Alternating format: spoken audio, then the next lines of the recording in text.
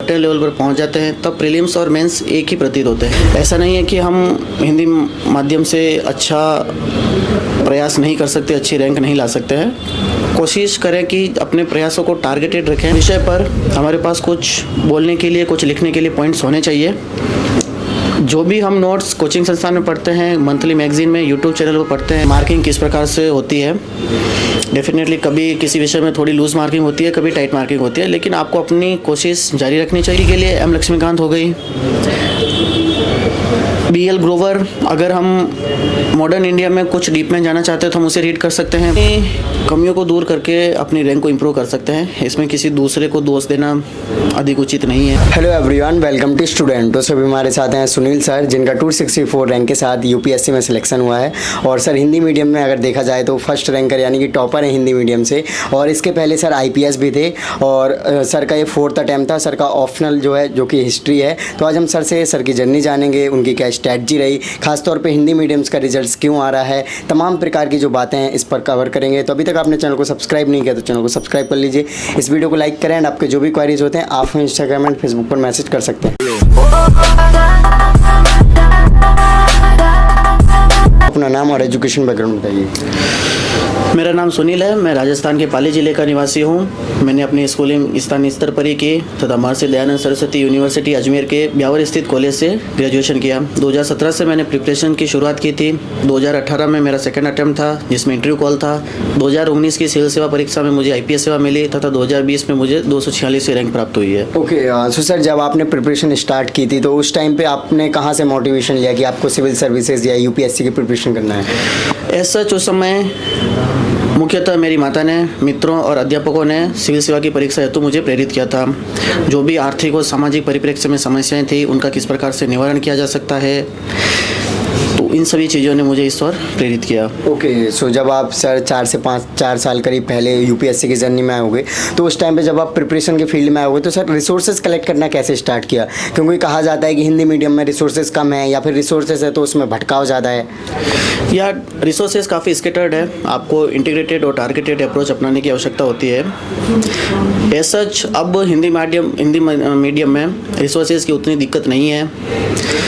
Current affairs, standard books इत्यादि सभी के हिंदी वर्जन अवेलेबल है। आवश्यकता है सभी को एक जगह एकत्रित करने की, एक सीक्वेंस में रखने की। मैंने अपनी प्रिपरेशन के स्टार्टिंग दौर में GS2 और GS4 के लिए VK त्रिपाठी सर के यहाँ कोचिंग ली थी। उसके अलावा हिस्ट्री मेरा ऑप्शनल था जो मैंने ALS IS से किया था।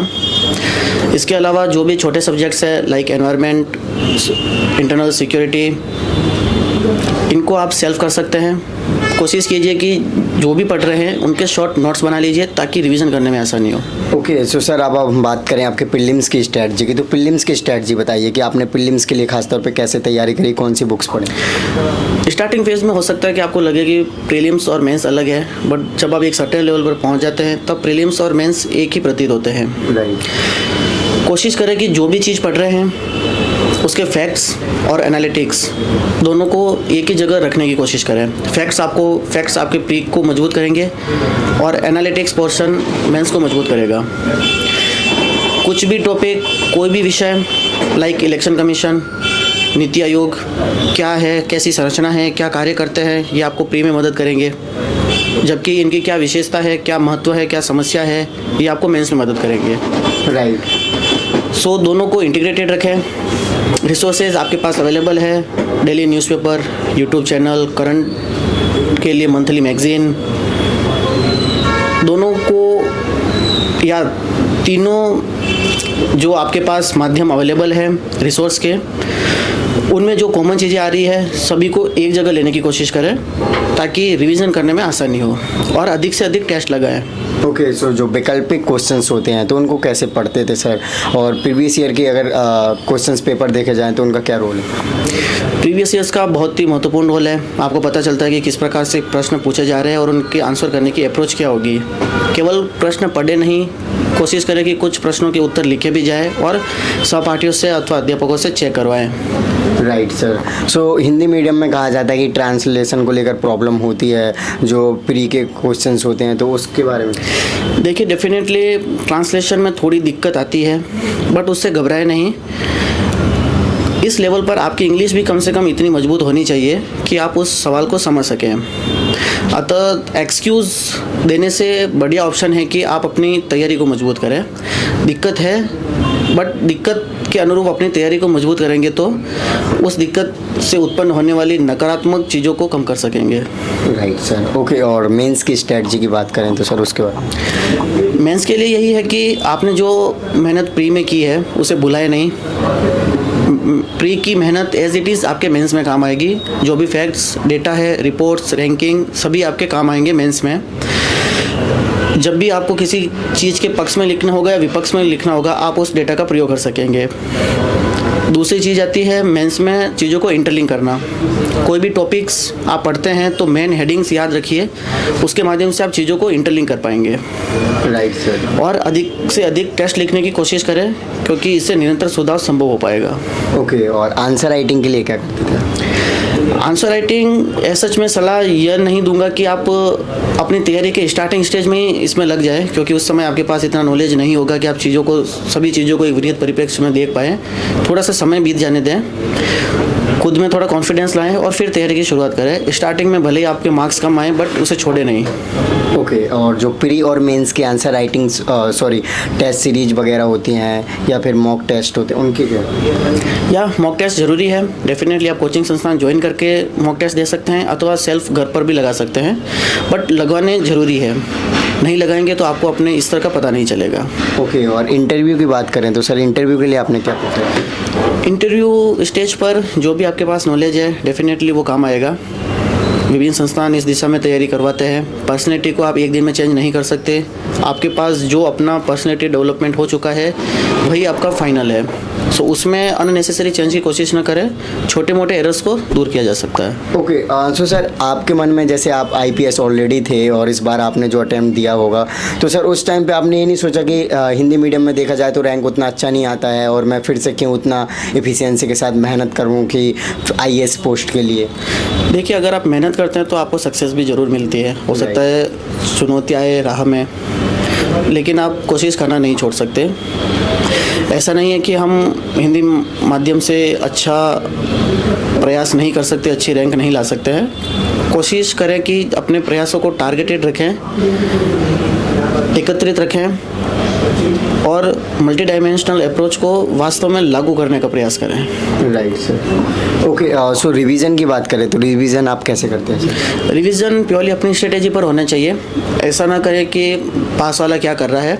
आप सब्जेक्ट वाइज या अपने एक सब्जेक्ट को कंप्लीट करने के बाद दूसरा सब्जेक्ट, बहुत प्रकार की स्ट्रेटेजीज हो सकती है। जो जिस स्ट्रेटेजी में आप कंफर्टेबल है वो अपनाएं। पढ़ने के घंटों की बात दूसरों की कॉपी न करें। दूसरों से हमें क्या सीखना है कि पढ़ना है, कितने घंटे पढ़ना है वो अपनी कैपेबिलिटी पर डिपेंड करता है। Okay sir. और जो क्लिप्स एंड शॉर्ट नोट्स बनाते हैं तो वो नोट्स आप कैसे बनाते हैं स्टैंडर्ड बुक्स वगैरह? डेफिनेटली शॉर्ट नोट्स की बहुत एक बड़ी भूमिका होती है। रिवीजन करने में आसानी होती है। तो कोशिश करें कि पॉइंट फॉर्म में हम उन्हें बना सकते हैं। टॉपिक वाइज हर एक विषय पर हमारे पास कुछ बोलने के लिए, कुछ लिखने के लिए पॉइंट्स होने चाहिए। जो भी हम नोट्स कोचिंग संस्थान में पढ़ते हैं, मंथली मैगजीन में, यूट्यूब चैनल पर पढ़ते हैं, तो उनको एक सीक्वेंस में रखकर हम इस दिशा में काम कर सकते हैं। ओके। सो टाइम टेबल की बात करें तो आप क्या शेड्यूल में क्या पढ़ते थे और कितना घंटे डेली पढ़ते? It's pure on oven capability. किसी भी दूसरे को देखकर ये कोशिश ना करें कि वो 10 घंटे पढ़ रहे हैं, 15 घंटे पढ़ रहे हैं, तो हमें भी उतना पढ़ने की ज़रूरत है। कंटिन्यूटी होनी ज़्यादा महत्वपूर्ण है। कंटिन्यूटी रखें। ओके। सो हिंदी मीडियम में स्टूडेंट्स खासतौर पे देखा जाए तो करंट अफेयर्स को लेकर काफ़ी प्रॉब्लम में रहते हैं कि उन्हें कौन सा न्यूज़पेपर पढ़ना चाहिए या फिर कौन सी मैगजीन पढ़नी चाहिए। मंथली मैगजीन्स काफ़ी अवेलेबल है अब मार्केट में, लाइक दृष्टि, विजन, निर्माण और भी बहुत सारी इनसाइट्स। वो एक पढ़ें जिसमें आप कंफर्टेबल हों। दूसरा, पढ़ने के साथ चीज़ों को हाईलाइट करें, अंडरलाइन करें या नोट्स बनाएं। खाली पढ़ने से हमें चीज़ें याद नहीं होगी। चीज़ों को याद करना भी बहुत ज़रूरी है, तो इस बात का भी ध्यान रखें। ओके। सो जैसे कि आपने बोला कि चीज़ें याद करना ही बहुत ज़रूरी है। नॉर्मली स्टूडेंट्स हिंदी मीडियम में मैंने खासतौर पे देखा है वो पढ़ते तो हैं लेकिन भूल जाते हैं, तो उसके लिए क्या करना चाहिए? देखिए, भूलने की दिक्कत सभी के साथ होती है। ऐसा कोई नहीं है जिसे एक बार पढ़ा और याद हो जाए, लेकिन हम कब भूलेंगे जब चीज़ें सीक्वेंस में रहेगी। एक निश्चित जगह लिखी हुई होगी, पॉलिटी के प्रश्न पॉलिटी में और एनवायरनमेंट के क्वेश्चंस एनवायरनमेंट में लिखे होंगे। अगर हम दोनों मिक्स करेंगे तब हमें याद रखने में दिक्कत होगी। तो चीज़ों को सीक्वेंस में बनाए रखने की कोशिश करें। ओके, सो नंबर्स की बात की जाए, आपके सर जीएस में नंबर कितने थे और ऑप्शनल में कितने आए और इंटरव्यू? ऑप्शनल में मेरे 269 थे और इंटरव्यू में 173 थे। 173। Okay, so sir last year से अगर ऑप्शनल में कंपेयर करें तो हिंदी मीडियम से कितना नंबर था सर आपका? लास्ट ईयर भी अप्रोक्सीमेट 270 थे। ओके, सो हम ये नहीं कह सकते कि मार्किंग किस प्रकार से होती है। डेफिनेटली कभी किसी विषय में थोड़ी लूज मार्किंग होती है, कभी टाइट मार्किंग होती है, लेकिन आपको अपनी कोशिश जारी रखनी चाहिए और अपने बेसिक्स को मजबूत बनाए रखना चाहिए। ओके, सो सर जो स्टैंडर्ड बुक्स होते हैं जनरल स्टडीज़ के लिए उनके बारे में बताइए sir. Standard books I think सभी को पता है और वो बहुत सारे वेबसाइट्स पर और ऑनलाइन चैनलों पर अवेलेबल है। कोशिश करें कि किसी भी विषय पर कम से कम एक बुक हो और अधिक से अधिक 2 हो। एक से कम आपको पूरा नॉलेज नहीं देगी और 2 से अधिक होने पर आपके एफर्ट्स स्कैटर्ड हो जाएंगे, क्योंकि बहुत सारे ज्ञान को समेट पाना भी मुश्किल होता है। राइट सर, फिर भी सर कुछ बुक्स हैं जो बता दीजिए आप एक बार। लाइक पॉलिटी में आप सुभाष कश्यप, एम लक्ष्मीकांत, इनको रीड कर सकते हैं। हिस्ट्री, एनसीआर, कोशिश करें कि सभी विषयों में एनसीईआरटी को एक बार अच्छी तरह से रीड कर लें। इसके अलावा विपिन चंद्र। सर एनसीईआरटी में कौन सी क्लास की? 6th से लेकर 12वीं तक। और ऐसा विज्ञान में हम 12वीं, 11वीं, 12वीं को छोड़ सकते हैं, बाकी 6th to 12th will be enough. Okay, then geography Majid Hussain है। पॉलिटी के लिए एम लक्ष्मीकांत हो गई। BL ग्रोवर, अगर हम मॉडर्न इंडिया में कुछ डीप में जाना चाहते हैं तो हम उसे रीड कर सकते हैं। पोस्ट इंडिपेंडेंस के लिए Ramachandra Guha. Environment, internal security, इनके लिए मार्केट में विभिन्न कोचिंग संस्थान हैं, उनके नोट्स अवेलेबल है, उनकी मैगजीन्स अवेलेबल है, तो हम उनका सहारा ले सकते हैं। और एथिक्स के लिए सर? एथिक्स के लिए जहाँ से भी आप कोचिंग कर रहे हैं उनके नोट्स हैं, वे सफिशिएंट रहेंगे। उसके अलावा आपको बहुत चीज़ें करने की ज़रूरत नहीं है। एथिक्स में जो सिलेबस दे रखा है उसको एक बार अच्छे से रीड कर ले, जो भी उसमें टर्मिनोलॉजी है उसे एक अच्छे तरीके से समझ ले, तो हम उनका केस स्टडी में भी अच्छी तरीके से उपयोग कर सकते हैं। ओके, सो सर ऑप्शनल की बात की जाए तो आपकी सक्सेस में ऑप्शनल कितना ज़्यादा हेल्पफुल रहा? या डेफिनेटली ऑप्शनल का बहुत बड़ा रोल होता है। मार्किंग की अच्छी संभावना होती है, बट उसे लाइटली न ले। टेस्ट लगाने भी बहुत ज़रूरी है। साथ ही केवल एक इंस्टीट्यूट पर डिपेंडेंट न रहें, बुक्स का भी सहारा लें और अपनी अप्रोच को टारगेटेड रखें। ओके, सो सर लास्ट में जो हिंदी मीडियम से स्टूडेंट्स प्रिपेयर करना चाह रहे हैं या फिर कर रहे हैं, कहीं ना कहीं उन्होंने एंजाइटी वगैरह है कि हिंदी मीडियम से सिलेक्शन कम हो रहा है, इस बार भी देखा जाए तो रिजल्ट बहुत कम रहा है, यानी कि आपकी रैंक भी देखा जाए तो सर काफ़ी देखा जाए तो ऊपर ही है अगर पिछले रिजल्ट्स के मुकाबले देखें, तो सर इसके बारे में बताइए कि आखिर क्या रीज़न है मेन?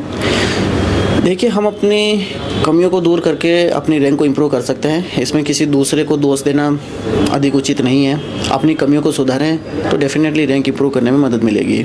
ओके, सो क्या लगता है जो हिंदी मीडियम के स्टूडेंट्स हैं उनका बेसिक एजुकेशन ही नो, हम बेसिक एजुकेशन को पूर्णतः दोष नहीं दे सकते हैं।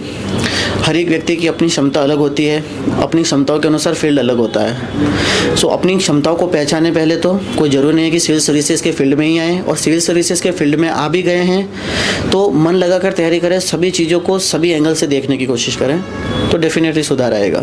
ओके, सो जो कुछ टिप्स एंड पॉइंट्स होंगे उन जो शेयर करना चाहते हो जो हिंदी मीडियम के स्टूडेंट्स फॉलो करें तो अच्छा स्कोर या फिर अच्छा रैंक ला सकें? जनरली कोशिश यही करें कि अपने बेसिक्स को हमेशा बनाए रखें। ऐसा ना हो कि आप करंट अफेयर्स में उलझे हुए हैं। करंट अफेयर्स भी जरूरी है, बट बेसिक्स उससे ज़्यादा जरूरी है। आप चीज़ों को रिलेट कर पाएंगे। यूपीएससी अपना पैटर्न चेंज करती रहती है, तो उस हिसाब से अपनी स्ट्रेटेजी को न बदलें, अपने बेसिक्स को स्ट्रॉन्ग करें, उसके बाद पैटर्न के अनुसार चलने की कोशिश करें। Okay, so thank you so much sir for your lovely message. So guys, देखा सर ने अपनी जर्नी को आपके साथ डिटेल में शेयर किया और हिंदी मीडियम के स्टूडेंट्स के लिए भी सर ने गाइड किया। सो आई होप आप इस वीडियो से बेनिफिट लिया होगा। तो अभी तक आपने चैनल को सब्सक्राइब नहीं किया तो चैनल को सब्सक्राइब कर लीजिए, इस वीडियो को लाइक करें एंड आपके जो भी क्वेरीज होते हैं आप हमें इंस्टाग्राम और फेसबुक पर मैसेज कर सकते हैं। इन सभी के लिंक वीडियो के डिस्क्रिप्शन है। जय हिंद।